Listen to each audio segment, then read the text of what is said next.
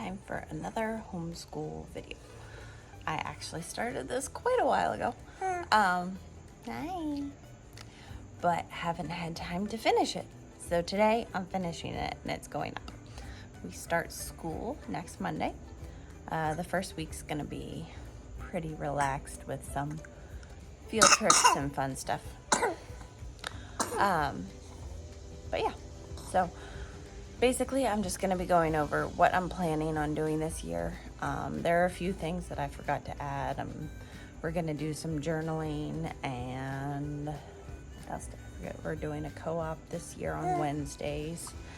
And there might have been another thing or two. But this is the general overview of what I'm planning for this year. So I hope it helps you, inspires you, gives you your own ideas, or encourages you in some way. If you have any questions, leave them down below and I'll try and get back to them. Let's get going with this.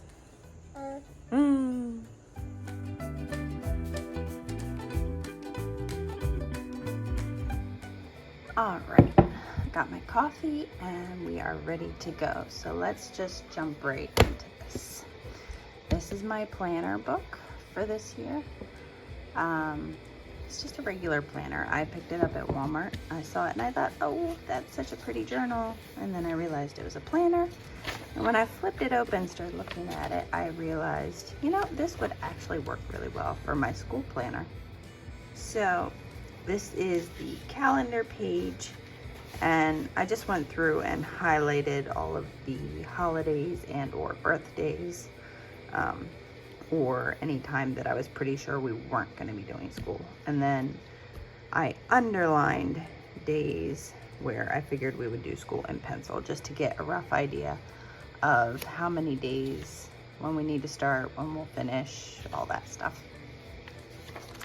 Let's see, what else do I have here? That's important dates. I think I might use this page to record any like extra field trips or things like that that we do. This is for the month of July. I decided on the notes page to write down a summer reading list. So this is little books that she, of her own volition, has been reading. She's been reading through her Bible. There's a couple more I haven't added in yet. And I'm sure there will be more before we start school, but just little books. Every once in a while she picks them up and she's like, I can read, I'm gonna do it. Sometimes she needs help, but you know, it's pretty good. So we're gonna start probably August 15th. I like to start in the middle of August. And there's a monthly note area and there's plenty of space on each of these days. So my plan is on this side, in just regular black ink, I'll write down the group activities we did. And then since I have 2 full-time students, I will write in 2 different colors the things they individually do. Their personal studies, because they're not on the same level.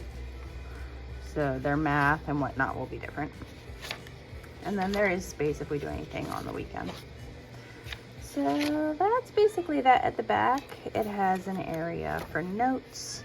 So I have my attendance sheet all ready to go.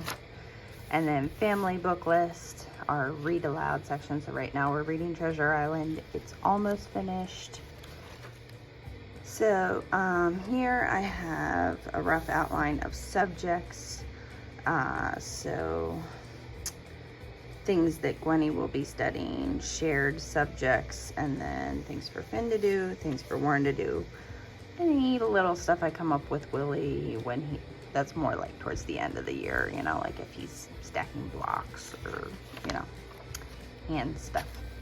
And then there's just lots of room for any lists or notes that I need to take or make. So that is my planner. Let's see, what shall I do first? Drink coffee first. Okay, so first I think we'll do shared items. This we did last year. memory verse cards. So we'll just keep adding on to that. Plan to do one every 1 to 2 weeks. If it's a short one, we'll do it every week. If it's a medium-sized one, we'll do 2 weeks. If it's a long one, we'll do it for a month, you know, and continually review those. So that'll be kind of a morning time, probably during breakfast. And we're gonna go through complete poems of Emily Dickinson for our poetry time. Just because I like Emily Dickinson and I have a big book of her poems. So there's that. And a lot of her stuff is fairly child friendly, I guess you could say.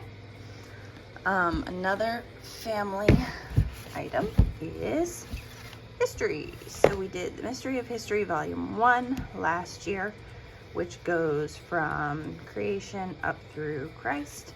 And then this is the early church in the Middle Ages, which is going to be so much fun. Middle Ages and the Renaissance are like 2 of my favorite time periods. So we'll have a lot of fun with that.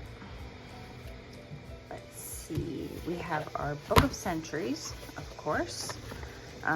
We started that last year. Basically the idea is each 2-page spread is a century. And as you learn about people or events, you add them in, just to kind of give you a visualization of the things that are going on at the same time together. Really like that. Some books that I'm planning to use with our history study. There's more, but these are just some that I grabbed off the shelf. All right, so I have The Door on the Wall, which is actually, this is a book that I read when I was a kid. That was a book report book cover that I made for it. So it's the actual book I had when I was a kid, but it's really good. Set in the Middle Ages during the plague. Highly recommend that one. Short chapter book. This one I heard recommended and I grabbed a copy for a couple bucks off Thrift Books. It's Castle Diary. So it's the diary of a young boy who's gone to live in a castle as a page to learn how to be a chivalrous knight. Here is King Arthur and his Knights of the Round Table by Howard Pyle, I think. The last name is Pyle. Howard Pyle. No. Yes? Yes. No. Is that it? Did I grab the wrong book? I think I grabbed the wrong book. Sorry. This one is not by Pyle. There's a Robin Hood by Howard Pyle. This is also good. This is a fun one that my kids love. It's a picture book by William Tell. I'm also planning on reading, what is it? The Apple and the Arrow, I think, which is a longer chapter type book. But I just grabbed that off the shelf for a reference.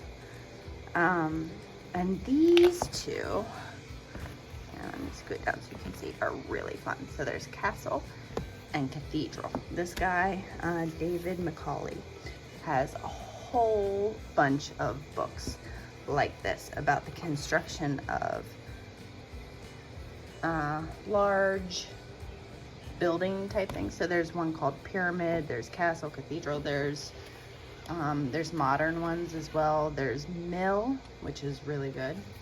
But basically it is, here, I'll show you a little flip through. It is a story based around the construction of that object. So this is Castle. So they're choosing the site for the castle and having the layout and how it begins and the kind of people that work on it and the skills and the crafts and the supplies and how long it takes, all kinds of stuff. It's really, really, really cool. So those are the things I have for history. Just as a side note, Simply Charlotte Mason has a huge book list of amazing books. Sorry, I have a baby over here grabbing things. That I will link down below because it's just, they've got so many good recommendations. Yeah, big heavy history book. Okay, what is next? I said things that we will study together. So let's go with this next. So last year we did artist study. Oops, I missed one. And we did we did Johannes Vermeer, and then we did Vincent van Gogh and Winslow Homer. And basically you have 12 photos of their most famous paintings, and you can write the date they were painted on the back and any backstory or side notes or anything about it, and you take the time to look at one each week. So we're going to be doing that again. I've got 3 more folders, and let's see, I think I'm planning on doing Monet and then 2 other ones, which I'm not sure about pronunciation. We'll check on that when we study them. Constable and Cassette, something along those lines. 2 different painters. I try and keep the styles varied. So like one of them is more portrait paintings, and one of them is more scenery type paintings. And then Monet, of course, is very abstract type painting. So that'll be those. Also planning on doing a better job of composer study. Last year we vaguely studied Bach and we listened to a little bit of Chopin. So I think this year we'll do Chopin more, and then Handel and Beethoven, which Beethoven's not one of my favorites, but I can do it. So that's the plan for that. Let's see, geography. Can I get this book? So last year we were studying states, and we didn't quite finish. So we'll start out finishing the states and reviewing them, probably the first month of school. So let's see, we stopped at West Virginia, which was the 35th state. So we've got a good number left to go, but we'll get those finished. And then I have this book somebody gave me. It's a Reader's Digest Children's World Atlas. Now, we will not be simply using this. This is kind of just a guideline, outline, not really a spine book, but just I guess a little bit like a spine book. It is out of date, and a lot of the information in it is similarly out of date. Sorry for the growling baby. So some of the countries are not correct. And a lot of the facts about those countries are not correct anymore. However, I want to use this to study continents a little bit. So we will get a lot of other books, and I will sort through it a lot, but just to give them an idea, like, okay, this is the climate. Climate hasn't changed all that much. And then even with this, we can look at it, like, this is Union of Soviet Socialist Republic, and we can look at a newer map and say, let's see which things are different. Okay, and then we can talk about the differences. Or they talk about population. We can see how much has the population grown. And just kind of use it as a very base starting point. Just so I have a book to bounce off of, rather. So there's that. That's geography that we will be doing together. Science. Oh, sorry about that. Is it still centered? Yes, my camera's still going. We're good. Okay. So for science, I have a couple of project type books, easy science project books. So I have hands-on science fair, Who's Born book of science activities, and mud pies to magnets. So we'll pick a project once a week probably from one of those 3 to work on. And then at least once a week, we will do a nature study. Ooh, spider. Sorry. So these are their little nature notebook bags. They have a little blank notebook in there and some little pencils, colored pencils. And once a week, we will study. We'll do nature studies. They get to go out in nature and find something that catches their eye and write and or draw about it in their nature notebooks. They can do more than once a week, but we have at least once a week together mandatory. I'll talk about those again in a little bit. And then maybe once a month, we'll go on a nature walk somewhere. We have wildlife refuges and ponds and things in our area, which would all be good for that. So that will be our science. I'm also planning on doing simple machines the first half of the year, and then I'm not sure what we'll do the second half of the year. Possibly trees. Last year we did a study on insects, different kinds of insects and whatnot. Let's see, do we have any other together stuff? This is kind of together. We're gonna be starting piano with the kids. I got this. I looked through. I don't play the piano really. I know a lot of basics of it, and I have played guitar, but I read a lot of reviews, and this was the most recommended book I could find. I also have a chord chart that we had already picked up at a music store, and we have a keyboard.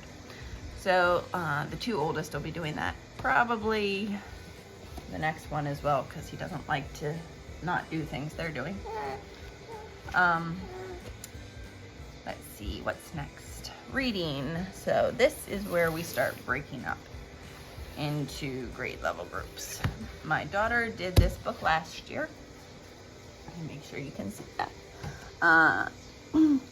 Teach your child to read in 100 easy lessons. So she did that last year. That is the book that I used when I was in school. Water on the table. And this year my son is going to be doing this book. So that'll be his reading. And then her actual school reading, I got the Pathway readers. So there are 3 of these.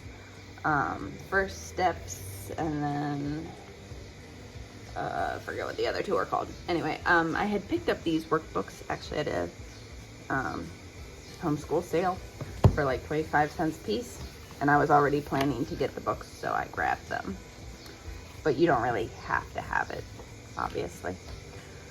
So that is those. I like, it starts out real simple. So they have a piece for the teacher to read, and then they have a section for the student to read. So you're kind of setting the story for them, and then they read the easy parts. And then as the story goes on, it gets a little more complicated. And it's a really long series, actually. I don't think we'll do it through the whole thing, probably just for a year or 2. Just until she kind of feels more comfortable with it. On a related subject, we'll talk about word building and handwriting. Okay. So for handwriting, I found this really like it. Free printable downloads from cursive.com. I'll link it down below. And I really like the way they laid out their practice sheets. However, like, I don't know. I think the website is Indian actually, and there were like maybe 3 or 4 of their cursive letters that were just really weird. I feel like cursive is one of those things that I have a hard time finding one that I like, because there's always at least one letter that is written not the way I would write it, which I want my children to learn in the same way that I have, because, you know, I'm the one whose handwriting they will read the most often. So if I'm writing something different than what they're learning, that will just confuse them. So at least for their initial learning, I want them to learn what I would say is the most basic. But I did print out save their cursive stroke pages, because that's not actual letters, it's just practice. Yes, I'll give you a snack. We have snacks to keep this one quiet, hopefully. So these are just their cursive strokes. If you like the way they write their alphabet, like, I really recommend it, but some of it, you know, is just not the way I would write cursive letters, and it's confusing. So I printed those out for the stroke practice, and then I made my own. I made for them cursive uppercase letter page, cursive lowercase letter page, and then ones for print also. And I can just, I'm still working on it, but the idea is that I can write it in for her, whichever one she needs to be working on, and then she can practice. And this is my general alphabet guideline that I actually made a couple of years ago. So that is handwriting for my daughter. This I picked up at a homeschool sale, but I thought it was a great notebook. So it has good lines, and it was just like $1, so I grabbed that. And then I have this copy book that I picked up from Memoria Press, which I may use a little bit with both of them, but more for the younger one. And it has Bible verses that you copy. So that's just a little extra for copy work type stuff. And then I have word building letters. So these were free printable from some homeschool mom blog. I'll link it down below. Sorry about the baby foot.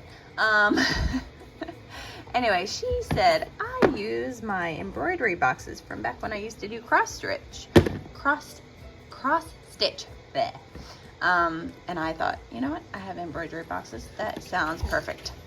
So those are for word building for my oldest daughter. The basic idea is that you choose words. So here are beginning pieces and endings, and then, you know, all your other letters. So say I'm practicing words that end with an. So I take out an, and then I take out k, and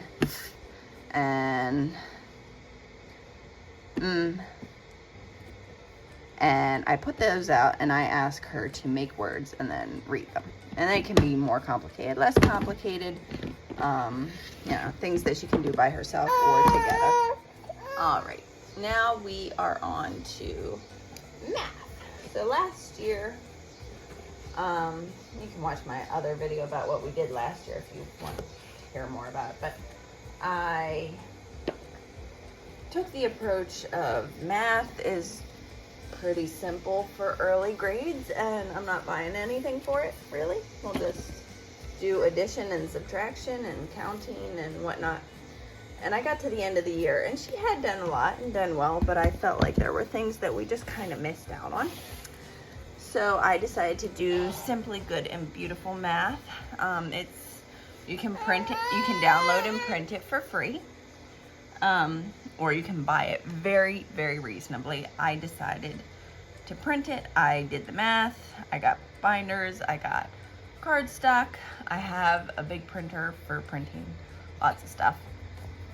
And I did the math and it was cheaper for me to make it. However, I will say, just as a side note, this is not all of Math 1. I could not fit all of Math 1 on cardstock in a 2-inch binder. And actually still be able to turn the pages and close it properly. So, keep that in mind if you're planning on printing it. You may also, something that I hadn't really realized with this book is it's not, I mean, if I had thought about it, I would have noticed, but I wasn't thinking about it. It's not really made to be reused. So one advantage of printing it myself is that I can have them do some of the work in their math notebooks, and I don't have to reprint the entire book next year. All right, try again. I keep getting interrupted, so I'm hoping this makes sense. So what I did is I got these math grid notebooks, large grid. I got one for each of them, and my plan is to have them do any pages that both sides are doable in their notebook. That I'll have them do it in the notebook, and then I don't have to reprint that particular page. That may sound like a lot of work, but it'll save me time and money in the long run. So that's my plan. I do like these. I saw a really, really good review of it, which ironically, that woman did not like The Good and the Beautiful Math. However, her review was so thorough that I felt comfortable in that I would like it and it would work for us. So I will link that review down below. It was really good. So I have Math 1 and Math K. And each of them has a grid notebook to go with it. And each of the math books has a math box, which I did order. Now, I will say that I don't think you have to have the math boxes if you're really on a tight budget. You don't have to print them. You could just use the download on the computer. And the math boxes, you could easily make your own, really. So there are some dice. There's number dice instead of dot dice, and 2 equation dice. But you could easily make your own. There's 3 little cars. You could just use the Matchbox cars, 2 little people. 10 sticks. So these are for counting by tens. That's for the K math. And then this one, it has a clock on the top. It has these things, the geometric shapes that I forget what they're called. There is a right-left dice and a regular dice. And then some fake money, which you could obviously use real money.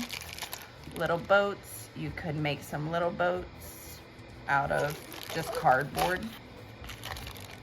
And then some clocks. And then there's a clock on the lid, which is really convenient, and a magnetic whiteboard on the other side, which is for the geometric shapes. But like I said, you don't really need to have it. You could supplement things or make your own of stuff. So yeah, that's the math that we're going to be using. I'll link the review I saw below, so you can look at that. That's math. What next? This is a ongoing craft that my daughter's working on.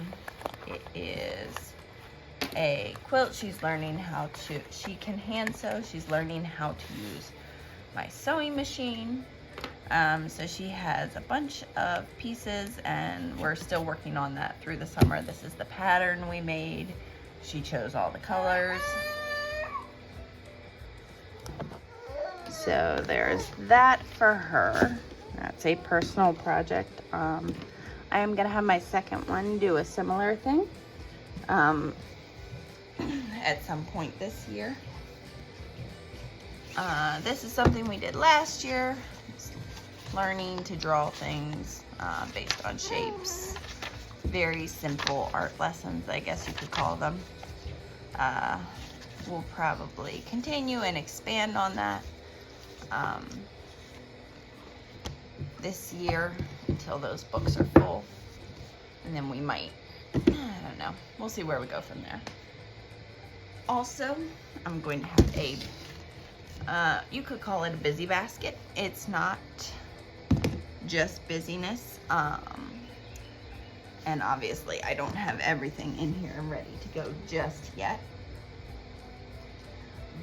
There is a list of 40 things to keep your child active during school that aren't just mindless busy work, and I will link that down below because it has some great ideas. But these are some things that I've grabbed for that. I have an old iPad that I'm going to use for anything that we are listening to or any related educational videos they can watch. So before I go on, the idea of this basket is if I'm busy with one child and the other child is waiting on me, they can choose something to do from the basket. I have yarn in here, a knitting loom, and a crochet hook. They will each have an ongoing project. This is a bag of dice for various dice games. So that would be number practice. So I have these little notebooks, and I'm going to use them for like number sentences or word building challenges. And I'm sure I will stick some other things in there. I haven't finished creating this basket quite yet, but I will list the link for the 40 ideas of not busy work, basically. I forget the alternative words they use, but you get the idea. So that will always be available. Probably also puzzles and other things that they can do. They can also practice piano, whatever we're learning, and they can write things in their nature notebooks, or yeah, you get the general idea. So that is most of what I have for this year, and the challenge will be teaching 2 children 2 different things at the same time, but I think we'll manage. If you have any questions or comments, leave me those down below and I'll try and get back to you as soon as I can. Thanks. Bye.